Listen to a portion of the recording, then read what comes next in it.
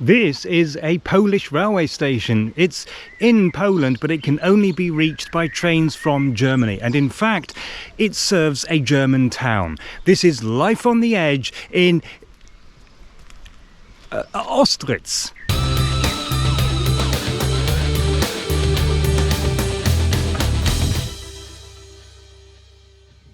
When it was first built, the station was called Ostritz, since that was the name of the town that it served, and it serves the town of Ostritz today. But the station is now called, and I hope I have the pronunciation right, Krzewina Zgorzelecka. And if you've seen my recent video about Görlitz, Zgorzelec might ring a bell, and if it rings a bell, you might already have worked out what's happening.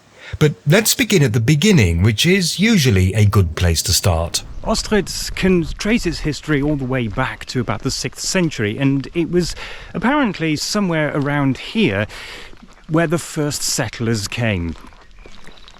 There's just nothing much here anymore.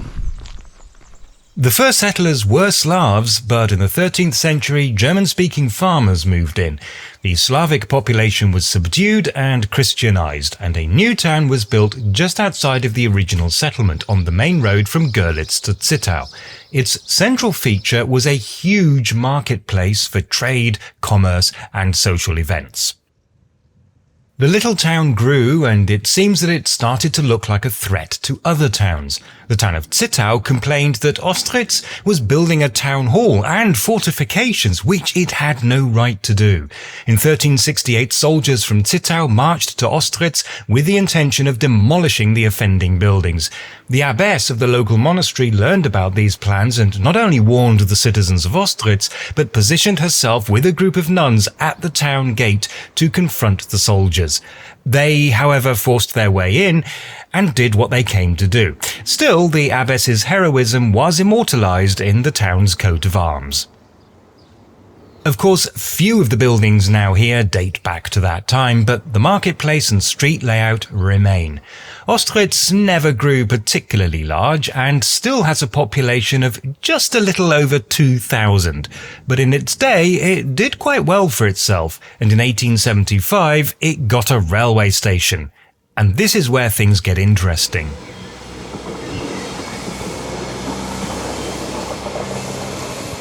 The line opened in 2 stages, first from Görlitz to Seidenberg, and a few months later a branch to Zittau, calling it Ostritz. And apart from a few small changes, that's how things remained until after the Second World War. To understand what happened next, you need to know that Ostritz and its station were built on opposite banks of the river Neisse. The railway followed the course of the Neisse, which makes a lot of sense, but the river has a lot of sharp bends, so at certain points the railway has to cross it, 4 times in total. But it didn't really matter that at Ostritz the station ended up on the wrong side of the river. All that was needed was a bridge from the station to the town. But following the war, Germany lost parts of its territory. Some of it was ceded to Russia, and some of it to Poland. The rivers Oder and Neisse were taken as the new Polish border, and this led to an absurd situation. The railway from the German town of Görlitz to the German town of Zittau is mostly on German territory, but one station has become stranded in Poland.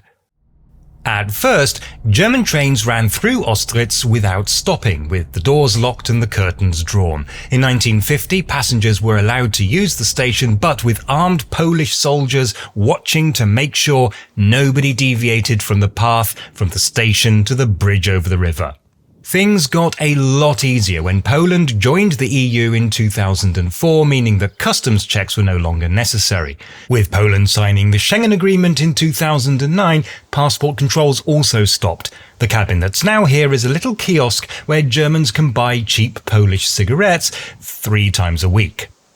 The railways on the Polish side were reorganized to better connect the station to the network, but now these lines only carry freight trains, so the only passenger trains passing through here are German.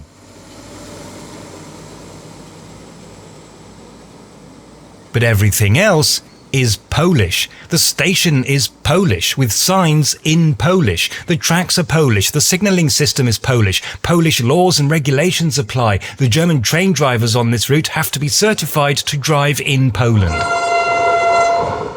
There is a 45-page international treaty regulating all of this. And it has a Polish name. It's now Krzewina Zgorzelecka, named after the tiny village of Krzewina, which used to be called Grunau when it was German.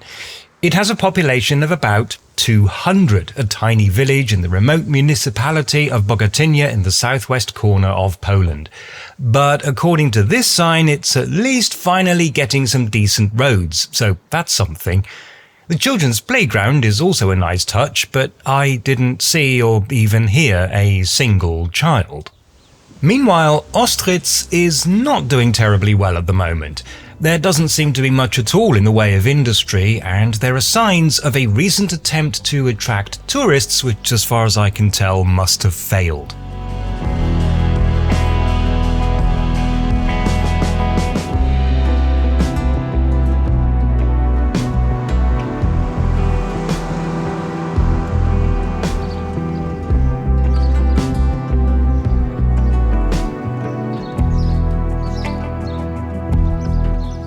An agreement has been reached with Bogatynia to rebuild the road bridge over the river to replace the temporary footbridge so that at least people will be able to drive to the station. So at least there's that.